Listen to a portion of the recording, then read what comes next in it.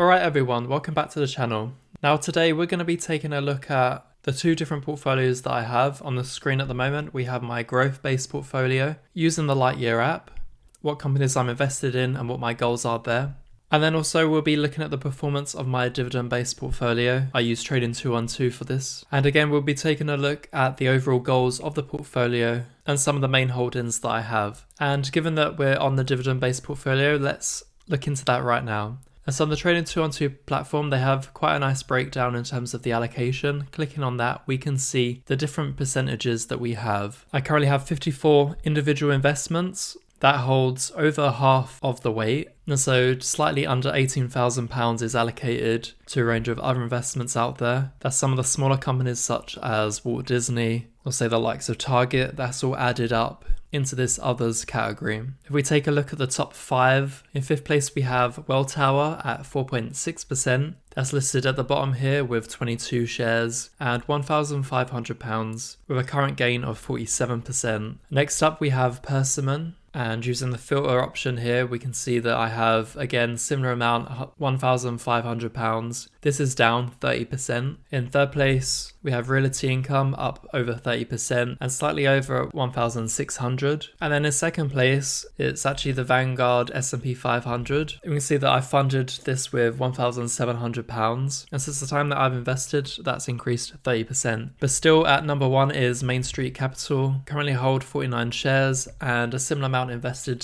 to that of Vanguard S&P 500, over £1,700. That has increased over 77%. Now, of course, there are winners and losers. We can see within the red here, AB InBev, for instance, down 7%. Got the likes of Intel, down 25%, but there's a combination of red and green. I think there's a lot more green in the mix rather than red. And holistically, looking at the overall performance, we can see it's decreased in the last week, now down to an 18% gain on the portfolio. We can see this very faint grey line. This is the amount that I've funded, so the likes of £24,000 invested, and then this blue line is adding on any capital increase, so increase within the underlying stock or any dividends reinvested. But we can see for the most part of 2022, at least past April, this account has been funded very little money. The most has just been from the dividends that I receive. And so taking a look at the history in terms of the dividends, we can see that we are over £2,000 that have been received in the form of dividends. If we take a look at a previous month, we can see there's a real mixture at the end of the month and then in the middle and even at the beginning as well. It really depends on the type of companies you invest in and when their payouts are. And so that's enough for the dividend side of investing. This is one portion of how I invest. But one of the reasons why less money has gone into this dividend-based portfolio is just because I've been growing a growth-based portfolio.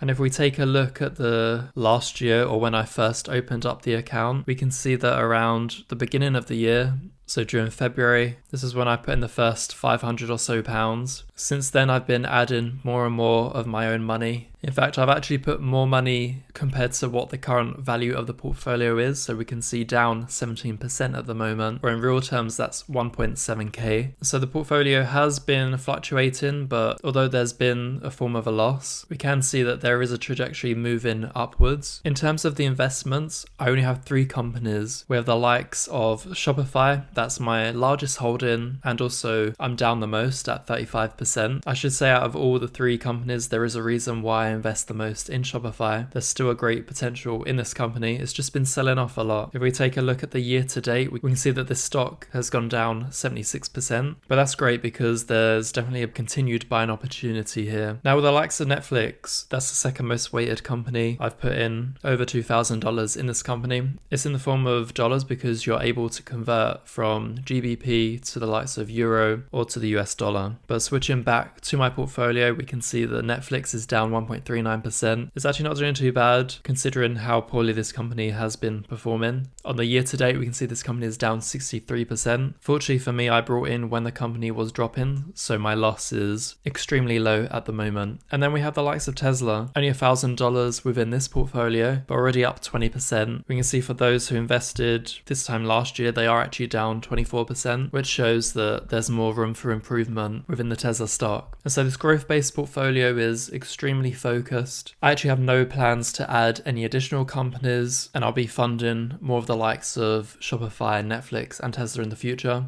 Contrasting that with my dividend-based portfolio, we can see I have a lot of different companies that I invest in, over 50 as I mentioned earlier, and there's no specific company that I've weighted heavily. We can see with the likes of Main Street Capital, that's the highest, but even then it's £1,700 as the highest weighting. So the growth-based portfolio and the dividend-based portfolio are very different types of investment strategies. That's why I break out into different platforms. And when it comes to a growth-based portfolio where you are more likely to buy and sell into a given company, the Lightyear app is really good because during that process you're not being hit by the FX fees. That's why I tailor my growth-based portfolio with the Lightyear app. So if anyone's interested in building a growth-based portfolio and they want to use the likes of Lightyear, I highly recommend it. There is a link in the description below for anyone that is new to trying to sign up on the platform. Unfortunately for Trading 212, they never wanted to provide me with a sign up link that I can promote, but still it's great for the ISA account and works very well with my dividend-based portfolio. But there'll be a link on their website if you are interested as well. And so let me know in the comments below, do you have a tailored growth and dividend-based portfolio, or are you just focusing on one or the other? As always, new videos are posted each week. If you're interested in my growth and dividend-based journey, then definitely hit that thumbs up and consider subscribing. Thanks again everyone who's been watching and sticking around for this long-term journey that I have. And with that said, I'll catch you in the next one.